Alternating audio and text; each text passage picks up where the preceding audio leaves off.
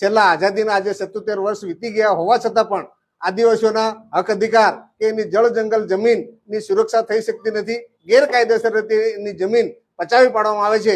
ત્યારે એ બેઝ ઉપર જ ભારત આદિવાસી પાર્ટીને અહીંયા લોન્ચ કરવામાં આવી છે, એની શરૂઆત કરવામાં આવી છે. અને રાજસ્થાનની અંદર પણ આ પાર્ટીએ સારા એવા વિસ્તાર કર્યો છે. અને ગુજરાતમાં પણ આ આગામી ગઈ 5 તારીખથી ભારત આદિવાસી પાર્ટીનું ચૂંટણી પંચની અંદર રજીસ્ટ્રેશન થઈ ચૂક્યું છે.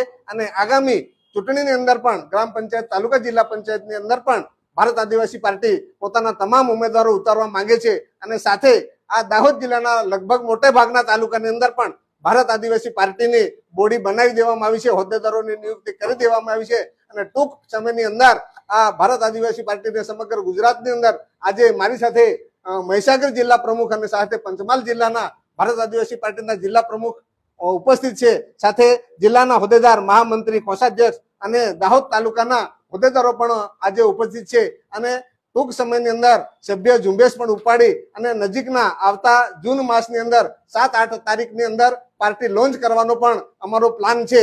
તો ભારત આદિવાસી પાર્ટી અહીંયા આદિવાસીઓના બંધારણીય હક અધિકારના રક્ષણ માટે ઊભી કરવામાં આવી છે. અને 100% દાહોદના તમામ આદિવાસીઓની સાથે ગુજરાતના આદિવાસીઓનું આ પાર્ટીને સમર્થન મળવાનું જ છે. અને સાથે સામાજિક રીતે પણ એને સમર્થન મળવાનું જ છે. આ જ મહત્વના પાર્ટીના એજન્ડા છે.